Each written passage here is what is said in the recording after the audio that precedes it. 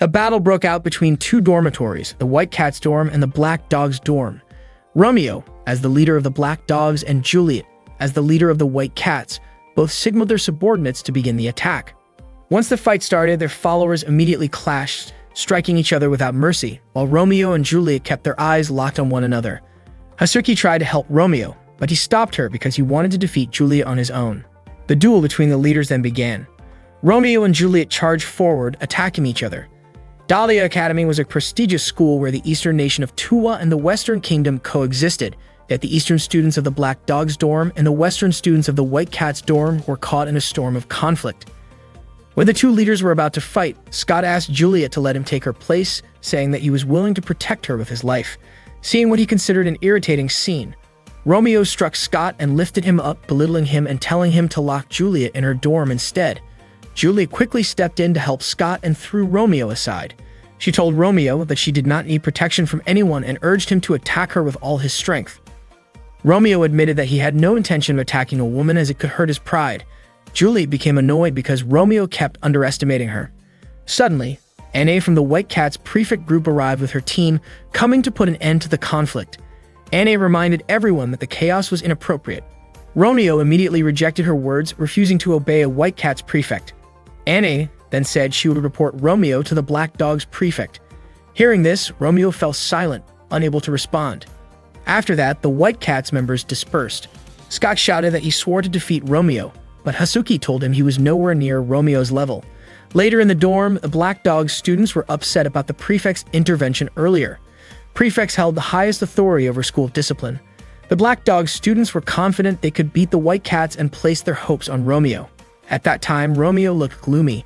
Hazuki offered to cheer him up, but her behavior only annoyed the other students. She quickly clarified that she had no inappropriate intentions toward Romeo, but without realizing it, Romeo had already walked away. Romeo was frustrated and unsure what to do. Since grade school, he and Juliet had always been at odds, and their rivalry continued through middle school and into high school. He was frustrated because nothing had changed. The truth was, Romeo had always loved Juliet. He never wanted to fight her and only wanted to make sure she was never hurt by anyone else. He was especially irritated with Scott for so casually saying he would protect Juliet, because those were words Romeo himself had always wanted to say to her. He was sick of the act and unsure how to get Juliet's attention. He wondered if he should just confess his feelings outright. If it worked, it would be amazing, but if it failed, he would never be able to face her again. Meanwhile, Juliet was practicing swordsmanship in the training hall with her friends. She moved so skillfully that her opponent surrendered. Juliet thanked her opponent. Scott handed her a towel and remarked that she was good at humbling men. Juliet admitted she was not that skilled yet. She only wanted the strength to change the world. She said that whenever she spoke about it, people would laugh even though she was serious. For that reason, Juliet did not want to be underestimated, but Romeo always seemed to hold back and treat her lightly. She was so annoying that she accidentally tore Scott's towel. Unexpectedly, Romeo saw this from a distance. He could not hear exactly what Juliet was saying, but he was sure she was upset, which made him feel like he had no chance at all. Suddenly, Romeo noticed grade school students from the Black Dogs dorm being caught by high school students from the White Cats dorm. Apparently, the younger students had painted graffiti on a door. Juliet asked them why they did it. One of them explained that the White Cats grade school students had mocked them by calling them weak. A friend of Juliet's pushed the boy for his rude words, causing him to get a nosebleed. Juliet stopped her friend and said that it was true the Black Dogs grade school students were weak. She told them that insulting back was not real revenge because it would not help a friend in trouble. Juliet even dismissed the idea of such retaliation. The boy with the nosebleed grew upset at being underestimated and pushed Juliet. She said that this was what real strength looked like, and it turned out he was capable of doing it. Hearing her words, the boy was moved.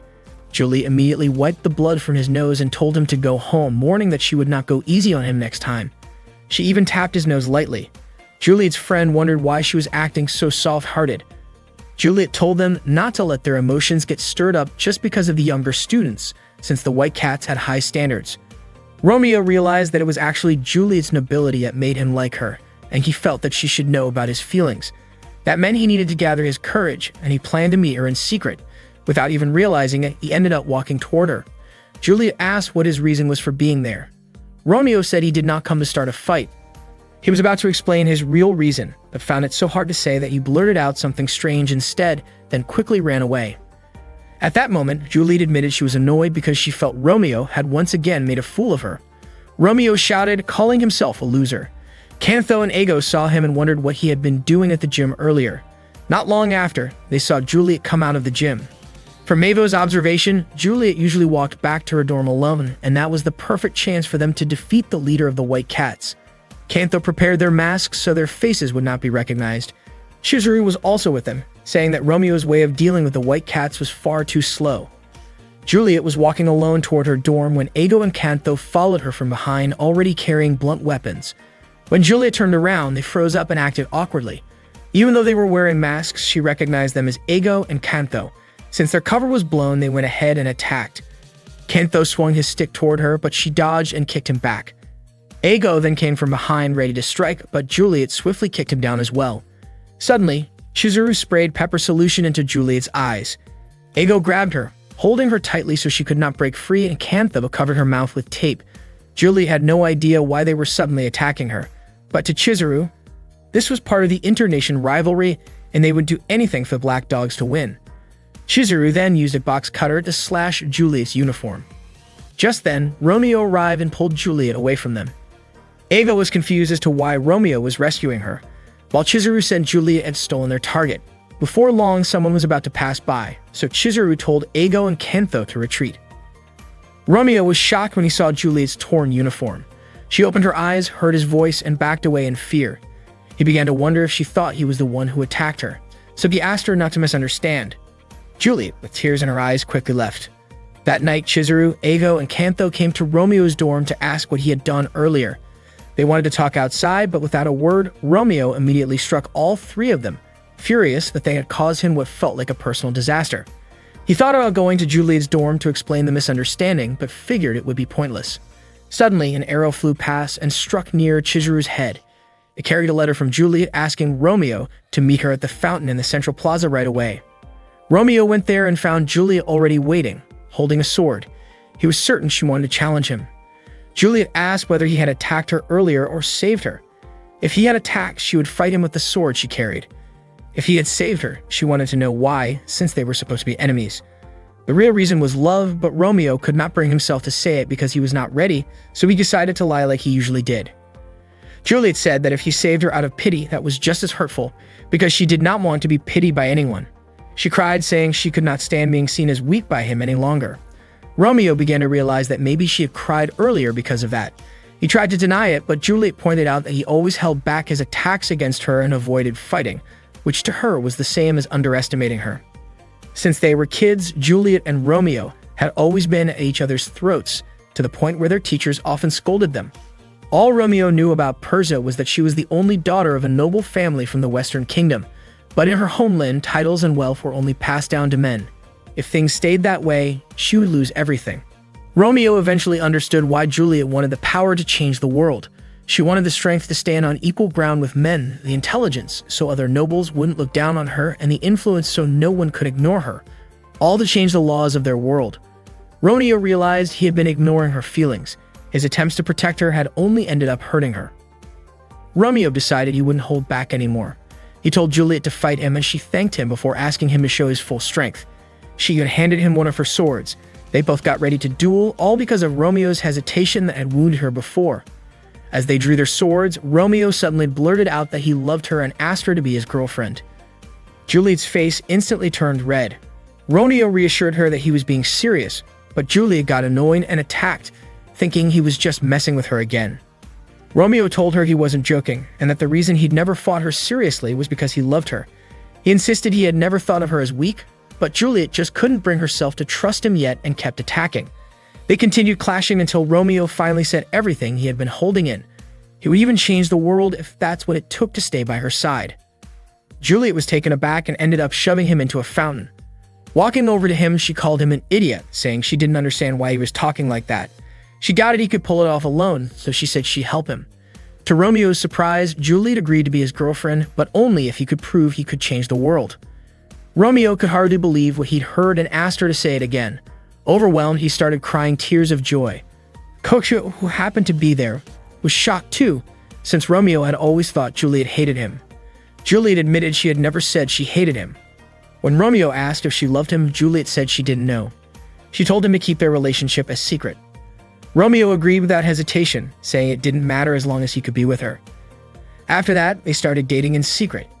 The next morning on the way to school, Romeo caught up to her and asked if they could walk together now that they were a couple, but Juliet quickly told him not to talk to her. Romeo was stunned by her reaction. A moment later, Scott and Hasuki arrived to meet their respective leaders, and that's when Romeo realized Juliet had acted that way because other people were nearby.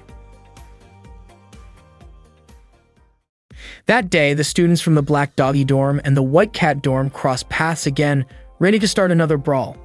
Hasuki complained that the White Cat students were ruining the scenery, and Scott, not wanting to be outdone, fired back with his own remark. Juliet then suggested that they settle things with a match. Hasuki happily accepted the challenge, but she was startled to see Romeo's flustered expression that to her resembled a sheepish goat. Romeo quickly switched to a more intimidating look. Once the fight began, the students charged at each other without hesitation, trading blows without fear. Juliet swung her staff at Romeo, but he easily caught it. The battle grew more intense. Scott took a powerful kick from Hasuki, and Hasuki then offered to help Romeo take on Juliet. Scott, on the other hand, wanted to assist Juliet. But when both sides looked around, they realized Romeo and Juliet were no longer in the fight. It turned out Romeo had pulled Juliet aside to another spot. Juliet was confused about what he was doing. Romeo admitted he simply wanted to know more about her. Juliet immediately gave him information about her blood type, birthday, and eyesight, but that wasn't what Romeo meant. He explained that he wanted to spend time alone with her. Hearing this, Juliet chose to leave.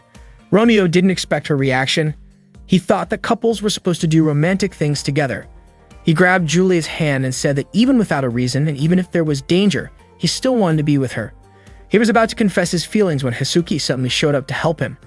Romeo quickly pretended to be restraining Juliet. Romeo refused Hasuki's help, but Juliet, clearly annoyed, kicked him under the chin, sending him sprawling.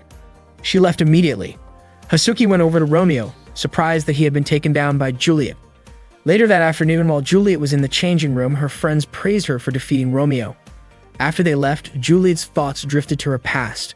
When she was little, she had wanted to give flowers to her father, but he turned her down, telling her not to bother him with unimportant things because he was busy. Romeo, on the other hand, always wanted to be with her for no reason at all. Suddenly, she heard Romeo's voice calling her name. Looking around, she spotted him at the window and was startled to see him there. She thought to herself that Romeo was acting like a flirt. Romeo said there was something he wanted to tell her. Juliet cracked the window open slightly, and Romeo quickly apologized for earlier. He explained that he had asked some grade school kids what people in the West do when they're dating, and they told him that giving a rosary was a sign of love. Romeo then offered the rosary to Juliet, asking her to accept it as proof of his feelings. Just then, Scott interrupted, asking Romeo what he was doing. Romeo countered by asking why Scott was there, and Scott explained that he was standing guard. Scott was convinced Romeo would try to attack Juliet when she was off guard. Juliet shut the window again, and Scott leaped at Romeo to catch him. The two of them fell, and Juliet saw Romeo holding up the rosary he had planned to give her.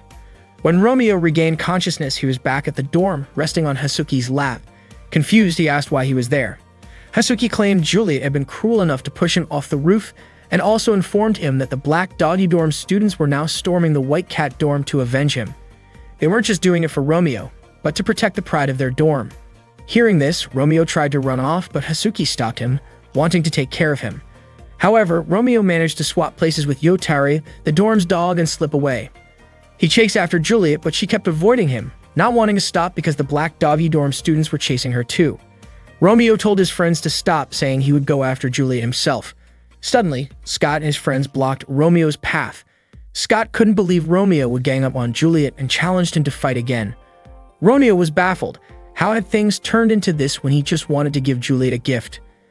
He stayed silent while his dorm mates fought the White Cat students, holding onto the rosary and remembering Juliet's words about proving he could change the world. Lost in thought, Romeo didn't notice Scott and two others ganging up on him. In the struggle, the rosary broke. Romeo's energy seemed to drain away as he walked off, leaving everyone wondering what was wrong. Then, without warning, Romeo lifted a huge statue. He was furious.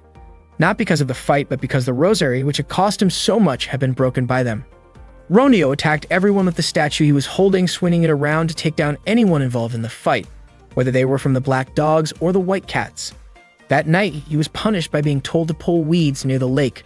Feeling frustrated as he looked at the broken rosary, he was about to throw it into the lake when Juliet appeared and stopped him. She already knew about his punishment for damaging the statue. Romeo apologized for breaking the gift he had wanted to give her. Juliet then asked him to row a boat for her. Romeo worried someone might see them, but Juliet reassured him it was fine since it was already dark. He found it strange considering Juliet was usually the one reminding him to avoid being seen by others. They got on the boat together and headed toward the middle of the lake. Juliet enjoyed the cool night breeze while Romeo couldn't believe he was alone with her on a boat. Juliet then took the rosary from his pocket, realizing that was what he had wanted to give her. Romeo admitted he could just buy another one in town, so he didn't mind if she threw it away. Instead, Juliet told him to close his eyes. When he opened them again, he was startled to see her face right in front of his. Blushing, he realized she had placed a rosary around his neck. Romeo was surprised and asked if she had fixed it with magic, but Juliet explained that it was her own rosary. He then learned that people from her culture wore rosaries every morning for prayer, and she gave hers only to someone truly special as a good luck charm. This particular rosary had been a gift from her mother when she got accepted into the school. It was precious to her because she prayed with it daily, making it a sincere symbol of her feelings. Juliet asked Romeo to take care of it, but he said such a valuable item should stay with her, and that her feelings were enough for him. Juliet immediately began rowing back to shore. Romeo stood to try and stop her, but ended up falling into the lake. Not understanding why Juliet was upset, he called out for her to help him since he couldn't swim, but she simply left. The next day at school, Romeo was searching for Juliet in the courtyard when Hasuki approached and invited him to go into town with her to visit the Dahlia Garden. Romeo refused, explaining he already had plans with someone else. Curious, Hasuki asked who he was going with. Just then, an adorable-looking boy walked up to Romeo, and Romeo quickly left with him. Only then did Hasuki realize why Romeo had never shown interest in her. She assumed he was into boys. Shocked, she fainted and was immediately taken to the student infirmary by her friends. Romeo hadn't expected Juliet's disguise as a cute boy to fool Hasuki so easily that would seem to have caused an entirely different misunderstanding. The day before, Romeo and Juliet had gone to the confessional to talk. Romeo had asked her out for the next day, since it would be the only day in May when they could leave the dorms. Juliet refused, saying it was impossible. If they had to meet in secret even just to talk, there was no way they could go on a date openly. Romeo then handed her a uniform and a wig for a disguise, both handmade by him. He was confident they could go on a date without being recognized. Juliet called him an idiot, warning that it would be dangerous if they were caught. Romeo looked disappointed, saying that if things kept going this way, they'd never be able to have a date. Seeing him upset, Juliet told him that even if Mia cried, it wouldn't change anything. Dating was impossible for them. Yet the next day, she wore the disguise and went out with him anyway. Suddenly, Scott appeared, calling out Juliet's name. They thought their cover had been blown, but Scott explained he was just searching for her because he could sense her scent near Romeo. He then ran off to look for her, hoping to invite her to tour the city. Romeo felt relieved that her disguise had worked and figured it was finally time to enjoy their date. Not long after, Romeo's friends approached and asked who the student with him was. Romeo claimed it was a relative from middle school named Chulio. His friends remarked that the name sounded strange and that the face seemed oddly familiar. To Romeo's dismay, they started blushing as they stared at Juliet in disguise. Soon, even more female students began approaching, curious about the cute boy with Romeo. As the crowd grew larger, Romeo became increasingly annoyed. They were completely ruining his date plans. They eventually arrived at Dahlia City. Both the city and Dahlia Academy had been established as a symbol of friendship between the Western nation and Tua. To Romeo's surprise, his friends had followed them there. It turned out they wanted to hang out with Juliet as well. Romeo told them they would have to defeat him first if they wanted to spend time with her. Mia was puzzled to see Romeo looking so cheerful, especially since, according to Shizuka, he usually didn't care about those around him, had a stern face, disliked chatting, and often gave off an intimidating aura. At that moment, Romeo was picking out a rosary, while Juliet was surrounded by friends, which meant he couldn't give it to her in front of them. His frustration didn't stop there. When they went to a restaurant he had planned to visit, every seat had already been reserved. That ruined his idea of having a meal together while enjoying the ocean view. Romeo still couldn't figure out why his friends kept following him. In the end, they settled for eating ramen. Everyone tried to convince Juliet to sit with them. That was when Chartreuse from the White Cat's dorm happened to be at the same restaurant, enjoying her meal. She wasn't surprised by the commotion caused by the Black Dog students, but she was briefly startled when she saw Juliet's face. Romeo and the others ate ramen together, though he couldn't help wondering why they ended up in such a dull place. Juliet struggled to use chopsticks and accidentally spilled ramen on her clothes. Romeo quickly tugged at the hem of her pants so the hot broth wouldn't burn her skin, but Juliet yelped and hit him in embarrassment. Afterward, they went to an amusement park. Romeo hadn't expected his lunch and shopping plans with Juliet to fall apart like that, so he grabbed her hand and led her to the haunted house. Inside, he felt relieved to finally be alone with her in the dark. Suddenly, a zombie appeared. Romeo scolded it while Juliet immediately struck it before running out, refusing to go back inside. Romeo rushed to look for her, worried she might think of this as the worst date ever. Meanwhile, Chizuru was shopping with Kakushou and Eigo when he spotted Romeo looking downcast. Wanting to get back at him, Chizuru kicked Romeo into the sea and stepped on his head. Suddenly, Juliet arrived and scolded Chizuru, saying that even if Romeo could be foolish at times, he still meant a lot to her. Chizuru then tried to trick Juliet into being friends, but she threw him aside without hesitation. Later, Romeo and Juliet went up to the tower to talk. Romeo had thought Juliet had gone home, but she explained she had only gone to the restroom because the wig she was wearing was making her head itch. He suspected she might be upset because their date didn't go smoothly, but she smiled and told him she had heard about how different he seemed compared to his usual gloomy self when they were together. She can wonder how someone from Tua could handle such spicy ramen. To Juliet, a date wasn't just about eating and shopping. It was about getting to know each other. Because of that, she considered their date a success. Romeo was touched by her words. Unfortunately, Scott appeared and the two started fighting again. Romeo couldn't believe how their alone time always ended that way. Unexpectedly, when Romeo and Juliet returned to the dorm, Chartreux happened to see them together. When Romeo and Juliet were spending time together, Romeo asked her to keep her schedule free for the next 3 days since that day marked 1 month since they started dating. Juliet was surprised that Romeo had actually been counting, especially since their relationship could end at any moment. For Romeo, every day in their relationship felt like a life or death gamble, and the fact that they had made it a whole month without anyone finding out made him want to celebrate together. Juliet laughed, not expecting Romeo to be the type to get carried away with emotions. When Juliet didn't immediately agree, Romeo sulked. Not wanting to see him like that, Juliet finally gave in. Just then, Scott and Hasuki walked up to them. In a panic, Romeo and Juliet started pretending to fight so their relationship wouldn't be discovered. It turned out Scott and Hasuki came to tell them that Chartreux had returned to school after taking a year off. At that moment, Chartreux asked for a driver to stop the car and told him to inform the students to welcome her. The students quickly got ready. When Chartreux arrived, the entire White Cats dorm cheered excitedly. Chartreux went over to Scott, asking him to entertain her, but then suddenly hit him in the face, saying his presence was boring her. Juliet greeted Chartreux, and Chartreux walked over to her, touching her hair. She seemed curious why none of the Black Dog's dorm students came to greet her even though she had told all students to welcome her. Romeo bluntly said he refused to do so because the Black Dogs weren't her servants. Chartreux claimed she could make him obey her. Hearing that, Romeo stepped forward, ready to confront her, but stopped when Chartreux quietly said she knew he was dating Juliet. Everyone was shocked to see Romeo freeze like that. Chartreux added that she knew about their disguise, but Romeo pretended not to understand what she was talking about. Then Chartreux showed him a photo she had taken of him and Juliet on a date. Romeo slumped to the ground, admitting defeat. Hasuki couldn't believe what she was seeing and even praised Chartreux's cunning. Romeo was stunned that their relationship had been discovered so quickly, and he knew that if things continued like this, they could be forced to break up. Chartreux approached him, saying she would keep the secret if he agreed to her condition, becoming her loyal pet. At first, Romeo refused, but when Chartreux casually mentioned that her shoulders were sore, Romeo found himself giving her a massage. He realized he had no other choice but to protect their secret. Juliet, however, looked at him with disgust. Hasuki walked up and slapped him repeatedly, trying to snap him out of it. His friends were also confused as to why he was letting himself be pushed around like this. Later, Chartreux blew a whistle to summon Romeo, warning that he had better show up by the third whistle or she would expose the dating photo. Romeo knelt down, begging her not to do that, but she didn't care. She only wanted him to be her obedient pet. She even reminded him that if the truth got out, he would lose his supporters and his popularity. Romeo knew that if that happened, Juliet would never be able to achieve her dream, leaving him with no other option. Not long after, Romeo sat alone, deep in thought, when Juliet appeared and asked why he had been alone with Chartreux earlier. She said she didn't really care who he spent time with, but his expression when looking at Chartreux seemed off. She half-jokingly asked if he preferred girls with a more noticeable figure. Romeo denied it, saying she misunderstood, when suddenly the whistle blew again. He quickly said he had to go, leaving Juliet confused about what he was really doing.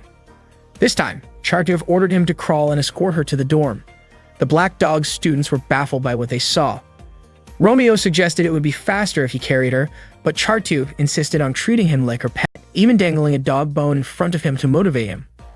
Romeo refused until she replaced the bone with the photo of him and Juliet on their date. At that, he sped up instantly. The Black Dog's dorm students watched in shock, and Chizuru even suspected Romeo had betrayed them, saying he deserved the harshest punishment. After dropping Charduk off, Romeo crawled back toward Juliet, leaving her stunned. He apologized for making her wait, saying there was a reason for what he was doing. But before he could explain, the whistle sounded again. Charduk asked Romeo to catch a deer for her because she was craving it. Like it or not, Romeo went along with her request, while Juliet kept waiting for him until nightfall. When Romeo finally returned to Juliet, he was covered in blood and carrying the deer. Juliet was completely shocked, but Romeo tried to calm her down. He was frustrated because Charduk seemed to be enjoying herself a little too much. Juliet then asked what the whistle sound had to do with him. Romeo couldn't give her an explanation, but he promised he would never fail to protect her. Juliet believed that Romeo would never lose and told him not to wear a face that wasn't truly his. Not long after, the whistle sounded again, and instead of stopping him, Juliet urged him to go quickly, adding that she was looking forward to celebrating their 1-month anniversary. When Romeo met Charduk, he found out she only wanted to see her pet's face. The students in the White Cat's dorm thought the Black Dogs had probably been defeated. Hearing this, Romeo didn't care. What mattered was for him to keep obeying until he could find Charduk's weakness, and he had to figure it out within 3 days before his anniversary with Juliet. Romeo was determined to pay her back for what she had done. However, when he returned to his own dorm, he discovered that his friends had thrown his belongings outside. They'd refused to let a White Cat servant into the Black Dog's dorm. Koka stated that Romeo should have faced severe punishment, but they forgave him because of Hasuki. Hasuki defended Romeo with all her might, convinced he had not betrayed Tuwa, and guessed that maybe Charduk had found some weakness of his. They warned that if Romeo was ever caught betraying them, he would never forgive him. Romeo was truly grateful to Hasuki for standing up for him.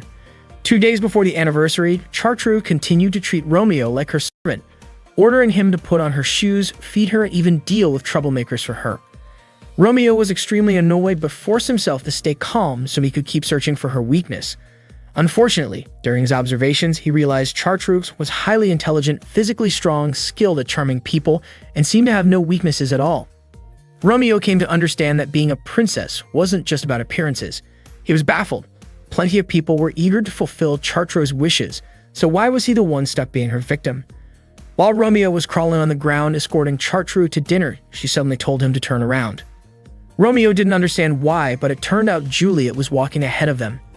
That night, Charduk shared a room with Juliet again, but this time she seemed distant toward her. The day before the celebration, Romeo asked Juliet about Charduk. Juliet was surprised by the question, and Romeo admitted he was just curious. Juliet explained that she and Charduk had been childhood friends who used to spend a lot of time together, but ever since returning, Charduk had been acting cold toward her. Suddenly, Charduk's whistle blew again. Romeo noticed it always happened whenever he was talking to Juliet. Juliet tried to hold him back, but Romeo was sure she must be angry at him. If things kept going this way, their relationship might end, and he couldn't let that happen. He had to settle the matter before their anniversary. The next day, the day of the celebration, early in the morning, the school's information center called Charduk to the principal's office. In reality, it was just a ruse Romeo had set up so he could search her room. He was looking for anything he could use against her, but before he could find anything, Charduk returned. She suspected someone had tricked her to get into her room. Believing the intruder was still hiding somewhere inside, she declared she would have that person expelled from school. Charduk checked under the desk but didn't find anyone. Then she looked under the bed, but there was nothing there either. She opened her wardrobe yet still found no one. At that moment, Charduk started to panic. It turned out that Romeo had discovered something unusual in her room, a hidden space behind her mirror. What was even more surprising was that the entire secret room was filled with photos of Juliet. Romeo suspected that Charduk must have feelings for Juliet. Charduk denied it, and when Romeo tried to take the photos, she stopped him, saying they were her collection. Romeo began teasing her, imagining what Juliet and the other students from the White Cat's dorm would think if they found out that the princess of their kingdom had secretly gathered photos of Juliet. Charduk immediately tried to attack him. Romeo suspected that Charduk wanted to break him and Juliet apart because she was jealous. Frustrated, Charduk pushed him away and admitted that Juliet had always been by her side, always listened to her, and was her most precious and important friend. Charduk was upset that Juliet had chosen to be with Romeo instead, something she couldn't forgive. She pleaded with Romeo not to take Juliet away from her because Juliet meant so much to her. Romeo then realized that Charduk truly liked Juliet. Soon after, they heard Juliet's voice from outside the door, and Romeo discovered that Juliet was actually Chartruk's roommate. Panic set in for Chartruk. Her photos of Juliet were scattered everywhere, and she didn't want Juliet to find out about her feelings. Romeo advised her not to give up and suggested buying some time. When Juliet opened the door, she suspected someone else was in the room, but Chartruk blocked her way. Juliet tried to enter, yet Chartruk kept stopping her and tried to start a conversation at the door. Growing suspicious, Juliet insisted on coming inside, explaining she had an urgent matter. When Juliet finally stepped into the room, all the scattered photos had already been cleared away. She went to fix her hair in front of the mirror. Chartruk assumed Juliet must have an important plan given how tense her face looked. Juliet was confused about why she was being asked that, and Chartruk admitted she felt like Juliet might not come back.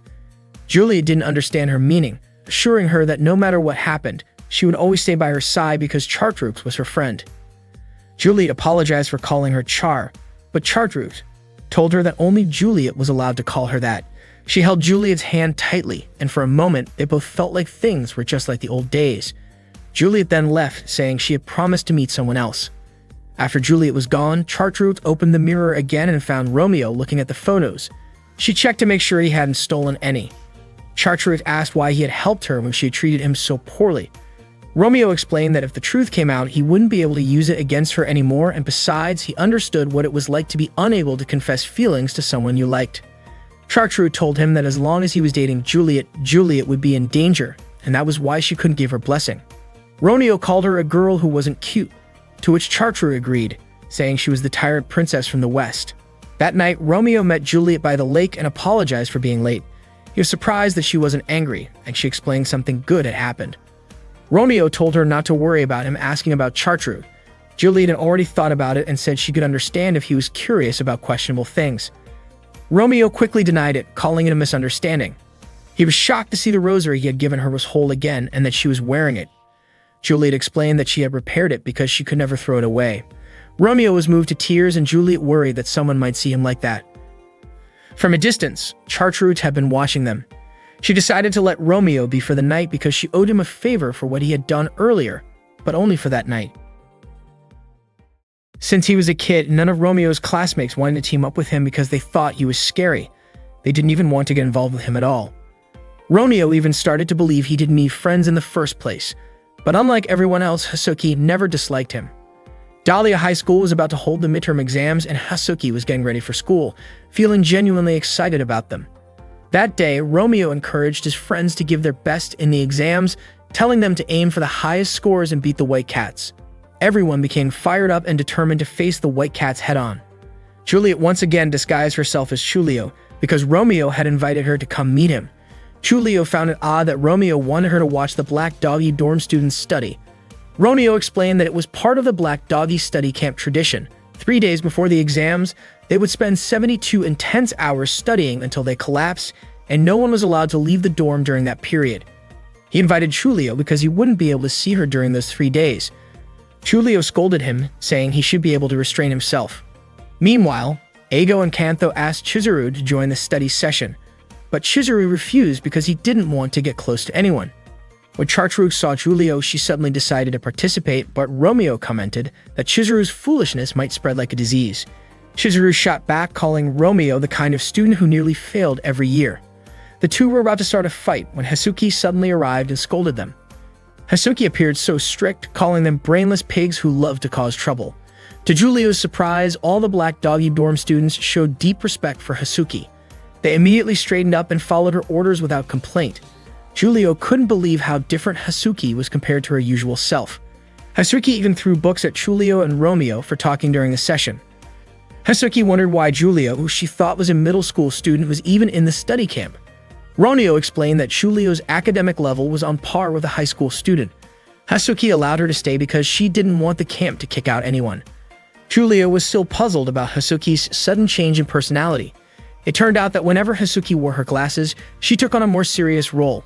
Despite her strictness, she was one of the smartest people in the Black Doggy dorm and took full responsibility for making sure no one failed during study camp. Hasuki then gave the students a test to measure their knowledge. Romeo tried to show off to Julio with question number 1, but ended up falling asleep. As punishment, Hasuki pinched his eyelids to wake him up. Chizuru treated the test like a challenge to see how well he could cheat. using his phone to look up answers. Giulio immediately called him out, saying that a guy looks cooler when he faces challenges honestly. Hearing that, Kantho encouraged Chizuru to teach Giulio a lesson, but instead Chizuru broke his own phone. Kantho was baffled that Chizuru would actually listen to Giulio. He tried to tell Eigo about it, only to find Eigo doing something even stranger. He was sketching a woman's chest shape into his graph. Hazuki came over, asking them to focus on the test. After the test, she explained how to solve the problems correctly. Giulio found it strange that Romeo didn't seem to enjoy studying, and he never complained. Romeo explained that if he failed at such a prestigious school, he would be sent back to his hometown. He also said Hazuki worked hard to make sure no one failed and truly cared for every Black Doggy dorm member, so everyone felt grateful to her. That night, Romeo escorted Juliet back to her dorm. She was planning to return by passing through the underground waterway. Juliet said she had enjoyed the study camp that day since the White Cats never held activities like that. She mentioned that they wouldn't be able to see each other until the exams ended, but she didn't mean she felt lonely. After Juliet entered the waterway, Hazuki suddenly appeared, surprising Romeo. She explained that he had suddenly disappeared, so she came to find him. Romeo assured her he hadn't gone far as he was still within the dorm grounds. He thanked Hazuki for helping him understand the lessons and said he was confident he would pass because of her. Hazuki felt relieved to hear that and was happy to see Romeo smiling again, as he had been acting strange around Chartreuse earlier. She suspected he might have been hiding something from her, but Romeo didn't deny it since Hazuki was his friend. Hazuki reminded him that they were allies and that she wouldn't mind if he asked her for anything. After Hazuki left, Chartreuse suddenly appeared and pinched Romeo's cheek, catching him off guard.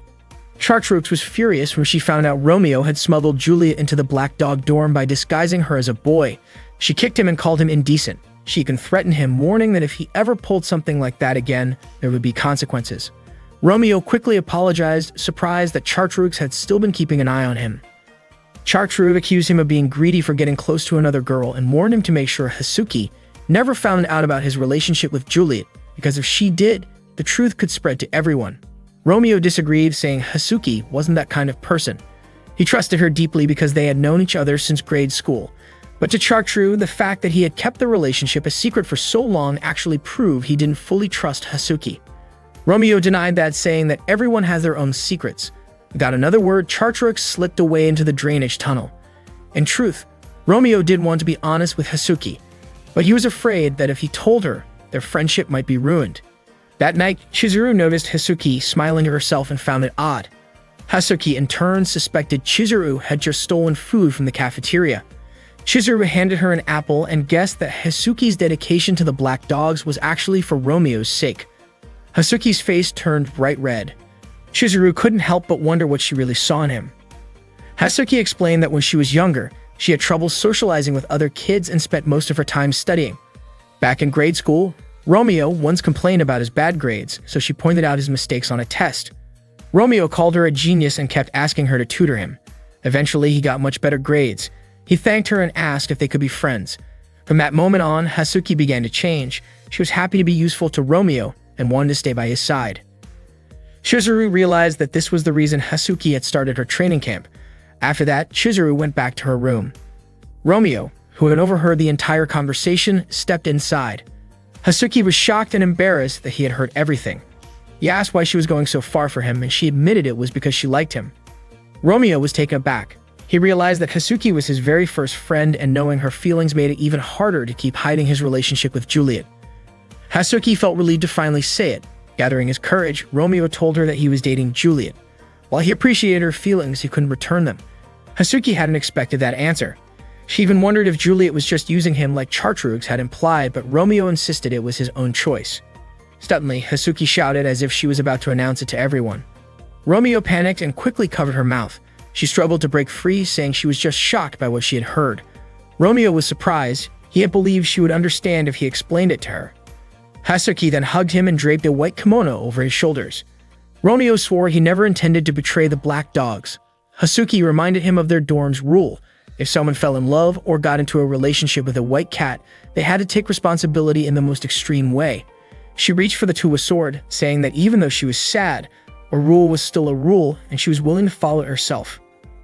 Romeo, startled, asked if the sword was just a replica, wondering why so many girls in the school loved carrying swords. He still believed Hazuki wouldn't really hurt him. But Hazuki being Hazuki, wouldn't let him deceive the black dogs. She declared she would deal with him herself if she had to. Romeo bolted. He had completely misjudged the situation. He never expected Hasuki would end up hating him. She chased after him, shouting his name. The commotion woke Kantho and Eigo, who were confused about why Romeo looked so terrified. Moments later, Hasuki caught up, brandishing her sword. In the chaos, the swing of her blade shredded Kantho and Eigo's clothes. Romeo smashed through a window to escape, but Hasuki kept up the pursuit. Not long after, Chizuru woke up from the noise. She was stunned to see Kantho and Eigo standing there without their clothes. She quickly rushed back into her room and locked the door. Meanwhile, the ruckus reached Juliet, who looked out her window. It didn't take long for her to spot Romeo sprinting across the courtyard, desperately trying to get away from Hasuki. Juliet was startled and quickly closed the curtains, unable to understand what Romeo had been doing just moments earlier. Meanwhile, Hasuki was still searching for Romeo in the garden behind the dorm. At that time, Romeo could only hide by hanging onto a tree branch. Before long, Juliet approached him and asked what was going on. Juliet was shocked when she learned that Romeo had told Hasuki about their relationship. Romeo apologized for not informing her first, explaining that he had only wanted to be honest with Hasuki. However, he had overestimated how understanding Hasuki would be. Still, Romeo promised he would find a way to resolve the situation. Before they could talk further, Hasuki pointed her sword at Romeo and asked if it was true that he and Juliet were dating. Romeo asked her to listen to his explanation, but Hasuki, overcome with emotion, swung her sword. Romeo dodged and jumped toward Juliet. Seeing them close together only made Hasuki angrier, and she attacked Juliet. Fortunately, Chartuv appeared in time to block her. Romeo quickly restrained Hasuki while Juliet asked why Chizuru was there. Chartuv apologized and admitted that she had known about Romeo and Juliet's relationship all along. Hasuki was surprised that Chartuv had kept it from her, but Chartuv explained that she had simply been keeping an eye on Juliet against various threats. Then she admitted she had actually come there to kill Romeo. Realizing that both he and Juliet were in danger, Romeo carried her and ran into the garden. Juliet couldn't believe Chartuv had known their secret. When they reached the riverside, Romeo stopped, feeling useless. He spoke about how he had always claimed he wanted to change the world, that he couldn't even convince one friend, and worse, he had put Juliet in danger. Juliet admitted she felt the same, but encouraged him to face them together instead of running away. She told him not to speak so poorly of himself because she believed he could change anything. After all, he had changed her heart. Hasuki and Chartuv caught up with them. Hasuki asked if Romeo was ready to accept his fate, and he agreed. She declared that he had broken the Black Dog Pact and had to be punished. Hasuki charged forward, swinging her sword at him. At that moment, Romeo told her it didn't matter how much she hated him, he still considered her a good friend. Hearing that, Hasuki's mind flashed back to their first friendship as children, and tears welled in her eyes. The sword struck Romeo's head but only left a minor injury. Romeo had suspected all along that the sword was just a replica. Hasuki broke down in tears. Suddenly, Juliet slipped and fell into the river. Romeo immediately jumped in after her, but both Chartuv and Hasuki also dove in to help. When Romeo managed to grab Juliet, he realized with a jolt that he couldn't swim. They began to sink. Hasuki pulled Romeo to safety, while Juliet was rescued by Chartuv. Juliet felt guilty, realizing how much trouble she had caused that day. Hasuki scolded Romeo for jumping in when he couldn't swim. Romeo explained that he had done it because Juliet was in danger. That was when Hasuki understood. Romeo saw Juliet the same way she saw Romeo. She cried, calling him foolish for being the leader of the Black Dogs, yet letting himself be swayed by Juliet. She hurled insults at him, claiming she hated him. The next day, Romeo's friends treated him like usual, which meant Hasuki hadn't told anyone about what happened. Even so, Romeo was still unsure how to face her. Not long after, Hasuki reminded him that the training camp was still ongoing. She was puzzled by the silly look on his face, especially since he was the one who had asked her to remain friends. Romeo smiled at her, but Hasuki warned that she would not overlook what happened the previous night, and if she ever caught him being affectionate with Juliet in front of her, she would have no hesitation in cutting off his head. That day, the boys from the Black Dog dorm were practicing sports. Hasuki was guiding their training, keeping everyone's energy up so they could beat the White Cat students in the upcoming school festival. Meanwhile, Romeo was alone with Juliet in the sports equipment shed. Since they had been dating for quite a while, Romeo asked her for one thing. He wanted to eat something and have her make it for him. Unfortunately, the way he said it was a bit ambiguous and Juliet misunderstood. She thought he was asking for something inappropriate, so she immediately refused and told him to stay away from her. Romeo was confused by her reaction because all he wanted was for her to make him a lunchbox. Once Juliet realized what he meant, she agreed to do it. Romeo then asked what she had been thinking earlier that made her reject him so strongly. Juliet's face turned red, and she told him not to bring it up again. The next morning, Romeo imagined Juliet feeding him his lunch. He couldn't wait for that moment. At the same time, Juliet was in the kitchen, rushing to finish his lunch before classes started. She hadn't expected making a lunchbox to be so difficult. One of the kitchen staff, an older woman, came over after hearing the noise Juliet made while cutting fish. Not long after, the cake Juliet was baking finished, but it was completely burnt. She apologized for the trouble, but the kitchen lady reminded her to rest since she had already been cooking all night. Juliet refused, saying class was about to start. The oil on the stove was already hot, so the kitchen lady quickly turned off the heat. Then a spark came from the microwave. Juliet had accidentally left a spoon inside. Everything she made ended up burnt. Still, Juliet was certain Romeo was eagerly waiting for her homemade lunch. Later, Juliet handed the lunchbox to Romeo while they were near the animal pens. When he saw what was inside, he was surprised that she had made something that looked so delicious. Juliet looked a little down, then asked him to open his mouth so she could feed him. Romeo refused, saying it would be embarrassing. She insisted until he gave in. Just as he opened his mouth, Chartreus's shoe landed right in it. Romeo was irritated and confused by what Chartreuse was doing. Chartreuse explained that she had never eaten Juliet's cooking before, so she wouldn't let Romeo have it. She grabbed the lunch and ran off. She climbed a tree, but when she tried to jump to another branch, her clothes got caught and the lunchbox flew away. At that moment, Scott was training to improve his running speed. The lunchbox landed right on his head. Juliet apologized and told him it was hers. When Scott opened it and saw it had 2 portions, he assumed Juliet had made it for him after learning he had been secretly training for a race. He invited her to share it with him, but before she could answer, Romeo's kick hit him on the head. Romeo managed to take the lunchbox back. Scott accused Romeo of stealing it just to mock him, and Romeo admitted it. Juliet tried to step in to settle things, but Scott stopped her, saying he wanted to teach Romeo a lesson. Juliet couldn't believe they were about to fight over a lunchbox, but Chartreuse seemed to be looking forward to it. Scott attacked and grabbed the lunchbox, but Romeo pulled his hair and kicked his chest, taking it back again. Romeo even called Scott weak, which made him even angrier.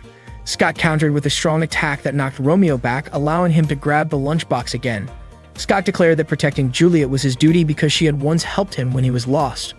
Romeo said he didn't care about Scott's past, then uprooted a large tree and dropped it toward him. The lunchbox went flying once again. Romeo chased after it, desperate to get his lunch, but it fell into the pig pen, and the pigs devoured it instantly. Romeo was shocked to see Juliet's hard work vanish in seconds. Scott was upset, and even Chartreuse felt guilty since she had started the whole mess.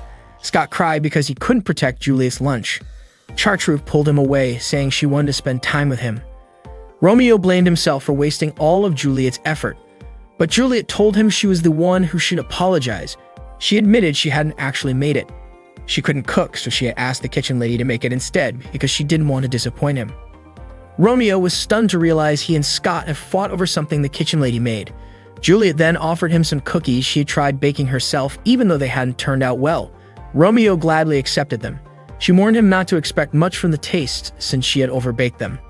Romeo ended up eating the burnt cookies. Even though they tasted terrible, he kept eating them and said they were delicious. Juliet hit him repeatedly as he continued eating her cookies, but Romeo just laughed and told her she was simply a girl with normal weaknesses. In his mind, Juliet should have just admitted that she couldn't cook, but she wanted to be seen as perfect. Romeo told her to just relax when she was with him, especially since they were secretly dating and nobody knew about it. Juliet promised that next time she would make him a proper lunch and would practice making it when she got home later.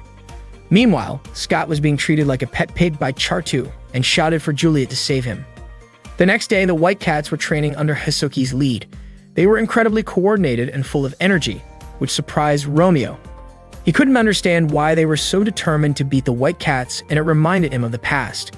Back then, the White Cats had already been running since morning and were completely exhausted, but Hisuki still told them to keep running. When they complained about being tired, Hisuki, Shizuka, and Nia acted cute and encouraged them, saying their reward would be cold drinks and having their sweat wiped away. Hearing that, the students got fired up and kept training. That's when Romeo realized they were all being driven by attraction. Chizuru arrived with Eigo and Kento, wondering why everyone was so fired up.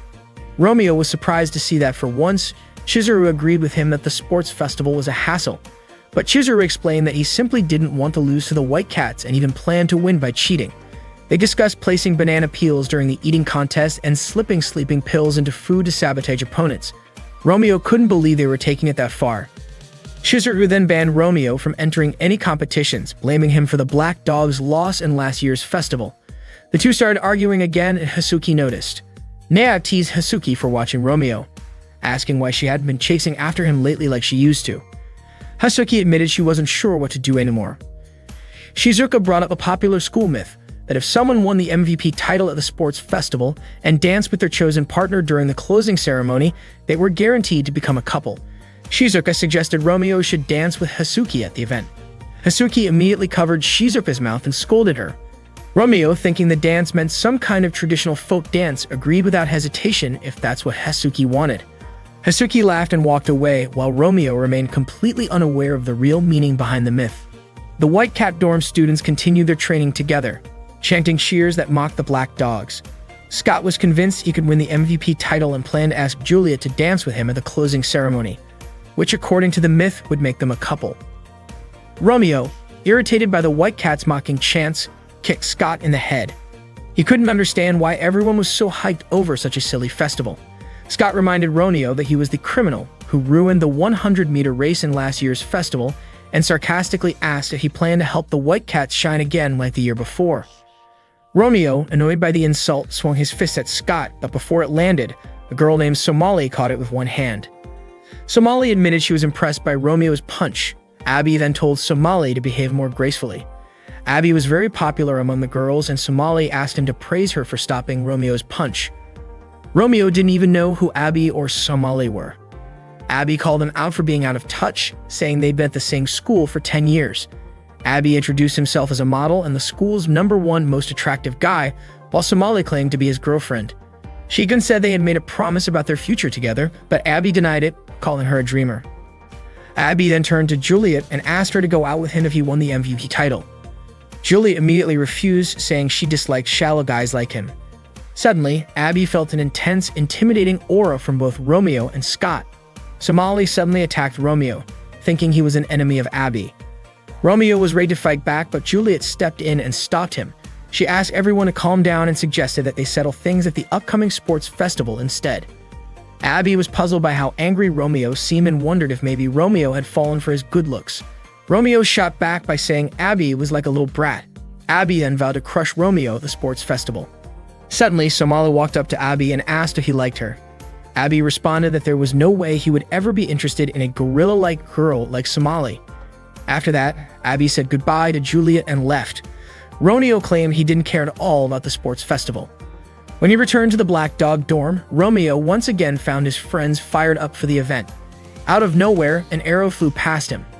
Attached to it was a note saying that Juliet was waiting for him at the field at 5 a.m. the next morning because she wanted him to help her practice for the three-legged race. The three-legged race was a competition where two people had one of their legs tied together and ran while holding each other's shoulders. That meant shoulder-to-shoulder contact and legs moving in sync, something that already made him overly self-conscious just thinking about it. The next morning, Romeo met Juliet at the field. She asked if he had slept well and told him she wasn't very good at the three-legged race. Feeling flustered, Romeo ended up blurting out a comment about her hairstyle, saying it looked really good on her. Juliet then quickly tied their legs together. Romeo's heart started pounding, and in his nervousness, his eyes wandered where they shouldn't have, making him quickly cover his face in embarrassment. Juliet told him to place his hand on her shoulder, but because of their height difference, Juliet's body was slightly lifted. In the end, she decided to wrap her arm around his waist instead. Romeo felt his face heat up even more, struggling to keep his composure. Romeo encouraged Juliet for the upcoming festival. She explained that if she could win the MVP title, it would help boost her appeal in the eyes of the Western students and her father. Romeo's motivation kicked in. Realizing that Juliet was counting on him, he decided he had to meet her expectations. They trained together with great enthusiasm, running all the way to the finish line. Their movements became so in sync that Romeo began doubting Juliet's claim that she was bad at the event. Juliet admitted it was because they started off well and Romeo matched her pace perfectly. She asked if he felt more confident now, reminding him that in the previous sports festival, the score between the Black Dogs and White Cats had been tied, with the 100-meter race serving as the tiebreaker. Back then, Romeo had started too early out of excitement, missing the starting signal. The race was restarted, but he was already worn out and the Black Dogs lost. Juliet told him he had the chance to make up for it this year. She also asked him to relax because if he looked gloomy, it would bring her spirits down too. Romeo realized she was saying that for his sake. Juliet wanted him to give his all in the competition, adding that if she won the MVP, Romeo would have to grant her request. Romeo asked if the same would apply in reverse, and she agreed. With that deal in place, Romeo felt fired up. He began running at full speed during practice and even volunteered to represent their dorm in the 100-meter dash. Hasuki was happy to see his renewed energy, while Chizuru was surprised, knowing that Romeo had initially refused to join any events. The day of Dahlia High School's sports festival finally arrived. At the competition arena, the pride of the Black Dogs and White Cats was on the line. All the students were bursting with excitement. Abby was certain that something unexpected would happen at this year's festival.